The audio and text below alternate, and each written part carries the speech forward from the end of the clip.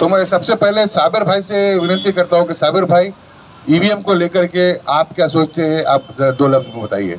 संविधान बचाओ, संविधान बचाओ, ईवीएम हटाओ, ईवीएम हटाओ। अभी दुनिया में 200 से ज्यादा देश है, मगर ये पूरे देश में सिर्फ बैलेट पेपर पर इलेक्शन होता। ये अपना एक हिंदुस्तानी ऐसा देश है जहाँ पर ईवीएम मशीन से ये वोटिंग होने के बाद में ये लोग अपने खुद के तरफ में ये पूरा खींच ले रहे। तो अपने को ये ईवीएम से जो है तो वोटिंग मशीन बंद कराना है। और दूसरी सबसे बड़ी बात ये है, गांव-गांव में शोर है और चुनाव आयोग चोर है, ये ऐसा एक नारा पूरे हिंदुस्तान में चल रहा है, लेकिन ये लोग जो है तो इसको काना डोला कर रहे। और दूसरी एक बात है, ईवीएम मशीन ने क्या किया, देश का सत्यानाश किया। ये बहुत बड़ी बात है, ये लोग सब समझ में नहीं आ रहा। ये खाली बस अपने को जो अभी यहाँ औरंगाबाद में ईवीएम मशीन में बता रहे कि ऐसा वोट डाले तो ऐसा जाता। अरे वो ईवीएम मशीन बताओ ना जिसमें वोट किधर से कहा जा रहा, वो ईवीएम मशीन यहाँ नहीं बताते। यहाँ पे ऐसी ईवीएम मशीन बता रहे। और वोट हमारा राज तुम्हारा, ये तो कतई नहीं चलेगा। इसलिए आप लोगों ने जितने भी लोग हैं सबने यही मांग करना है कि बैलेट पेपर पे वोटिंग होना चाहिए। जो लोग आ गए जो देश में धर्म, मस्जिद, मंदिर, शहरों के नाम के ऊपर राजनीति कर रहे हैं और असली मुद्दों से दूर रखा जा रहा है, डेवलपमेंट से दूर रखा जा रहा है।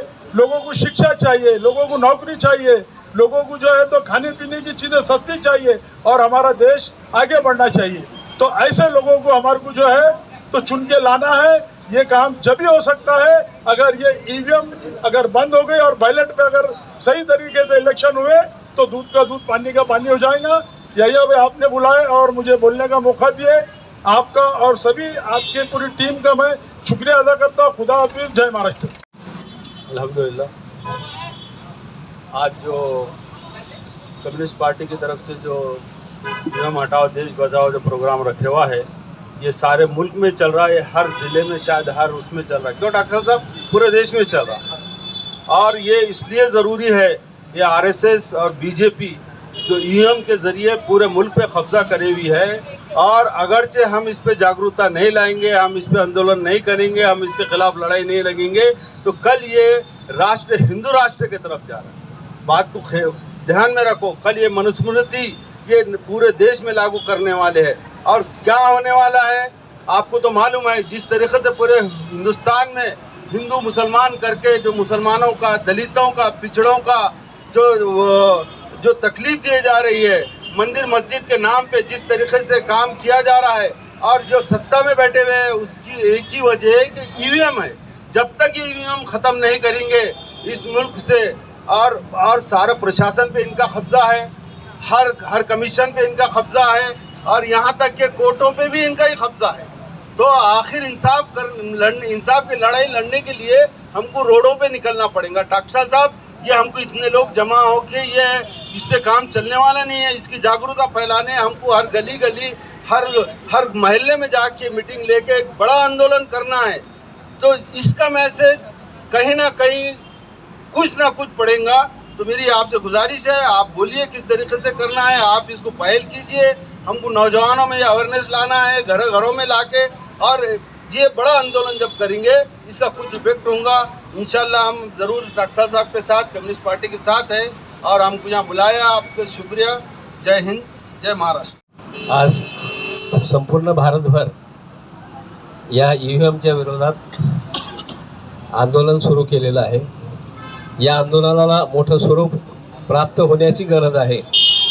हे केवळ कम्युनिस्ट पक्षाचं आंदोलन नाही, तर सर्व विरोधी पक्षांनी एकत्रित येऊन याची मांग करण्याची, त्याची मागणी करण्याची आज महत्त्वाची गरज आहे। कारण आपण बघतो की ईव्हीएममुळं अनेक प्रश्न निर्माण झाले। ईव्हीएम हॅक करता येतं, त्यामुळं जगातल्या अनेक राष्ट्रांनी बॅलेट पेपरनुसार मतदान करण्याचं ठरवलेलं आहे आणि त्यानुसार त्या ठिकाणी देखील, म्हणजे इव्हन बांगलादेशाने देखील बॅलेट पेपरवर मतदान घेतलेलं आहे। तर हे भारतात का नाही होऊ शकत?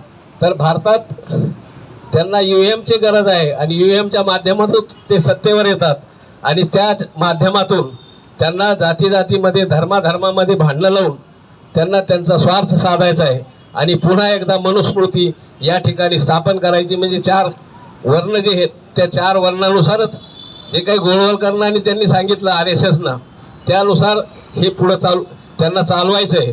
आणि त्यामुळं सर्व सामाजिक सर्व जनतेनं हा एकट्या कुठल्या पक्षाचा किंवा याचा प्रश्न नाही, कारण आज सर्व लोकांनी एकत्र येऊन याविरुद्ध लढा जर नाही दिला तर संविधानसुद्धा धोक्यात आहे, लोकशाही धोक्यात आहे आणि तुम्ही आम्ही सुद्धा धोक्यात आहोत.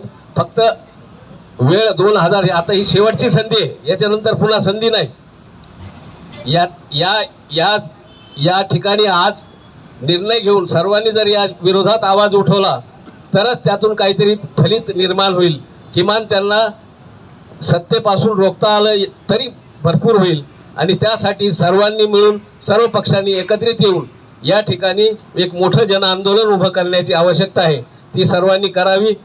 एवढं बोलून मी या ठिकाणी थांबतो. जय हिंद, जय महाराष्ट्र. आज भारतीय कम्युनिस्ट पार्टी की ओर से देश बचाओ EVM हटाओ के धरना के लिए मौजूद हम सबके बीच में शहर औरंगाबाद के माजी महापौर आदरणीय रशीद खान मामू साहब, माजी नगर सेवक मुमताज़ भाई, माजी नगर सेवक किरमानी साहब, कांग्रेस के ज्येष्ठ नेता हमारे दोस्त हमारे बड़े भाई अहमद चौध साहब, हमारे खंडारे साहब ज्येष्ठ सोशलिस्ट, हमारे NCP के इरफान भाई, राजा भाई, हमारे साबिर साहब और यहाँ पर मौजूद सभी तमाम बुजुर्गों, पत्रकार भाइयों, दोस्तों, हो चुके हैं फैसले तेरी फना के वास्ते, जाग उठ अब भी सवेरा बाकी है तेरी रजा के वास्ते।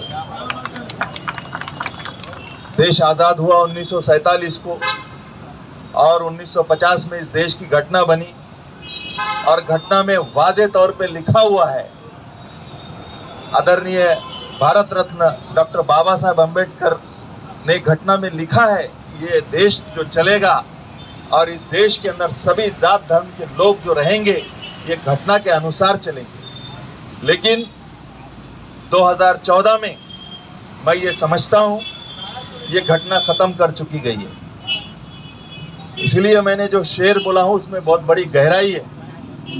2014 के बाद से लेकर 2023 तक का सफ़र अगर हम देखेंगे तो हर जगह इन्होंने घटना का उल्लंघन किया है, कोई ऐसी जगह बची नहीं है। चाहे किसी भी मामला में ले लो आप, हर जगह घटना का उल्लंघन करते हुए ये देश चला रहे हैं और ये देश आज़ाद कराने के लिए सभी जात धर्मों ने अपने कुर्बानी दी है, उसके बाद जाके ये देश आज़ाद हुआ। लेकिन आज जो देश के इक़्तिदार में बैठे हैं, मैं उनसे सवाल पूछता हूँ, इनके पुरखों ने कितने लोगों ने कुर्बानियाँ दी है? और जो पार्टी आज इक़्तिदार में है और जिनके इशारे पे ये देश चला रहे हैं, तो उनके कार्यालयों पे आज देश का झंडा है क्या? मेरा ये सवाल है। आज EVM के बलबूते पर इन्होंने देश में और देश के कई राज्यों में सत्ता को हासिल किया और ब्यूरोक्रेसी में भी इनके लोग आकर बैठे हैं। तो हम जाए तो किधर जाएं? जुल्म जब जब जालिमों के हिमायत में जाएगा, ये हाल है तो फिर अदालतों में कौन जाएगा? आज कहाँ इंसाफ हमको मिल रहा है? आज हम कहीं पर भी नहीं मिल रहा है हम लोगों को इंसाफ। आज देश के बड़े बड़े सेकुलर लीडर आज जेल की सलाखों के पीछे है।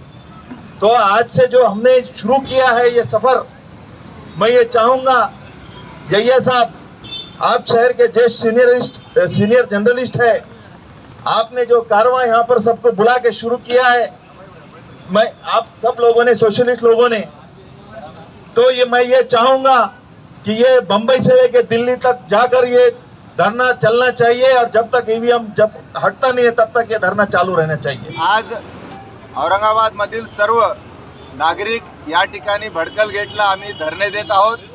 EVM हटाव, देश बचाव, संविधान बचाव अशी आमची घोषणा आहे।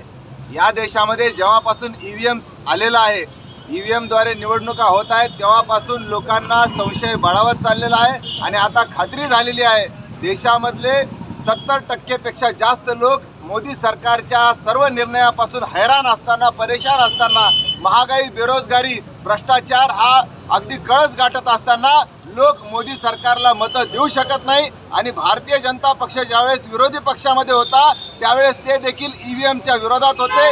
जगामधले जे काही प्रगत देश आहेत, मग अमेरिका असेल, इंग्लंड असेल, जर्मनी असेल, जपान असेल, या सर्व देशांमध्ये EVM नाही, बॅलेट पेपरद्वारे निवडणुका होत आहेत. त्यामुळं आमची सर्वोच्च न्यायालयाला देखील आणि इलेक्शन कमिशनला देखील आता जनतेच्या अदालतीमध्ये आमची मागणी आहे की EVM हटलं पाहिजे आणि या देशाचं संविधान, देशाची लोकशाही वाचली पाहिजे.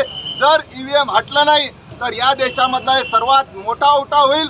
2024ची निवडणूक कुठल्याही परिस्थितीमध्ये जिंकायची हा मोदी सरकारनं ठरवलंय. त्यामुळे इलेक्शन कमिशनचा जो मुख्य आहे तो देखील आता या समितीवर सुप्रीम कोर्टाच्या चीफ जस्टिसला देखील त्यांनी बाजूला काढलेला आहे. याच्यावरनं मोदी सरकारचा उद्देश या देशामध्ये हुकुमशाही लादण्याचा आणि लोकशाही मार्गाने हुकुमशाही आणण्याचा आहे. त्याच्यामुळे यामधलं जे EVM आहे ते बंद झालं पाहिजे आणि बॅलेटद्वारे निवडणुका झाल्या पाहिजे अशी आमची मागणी आहे.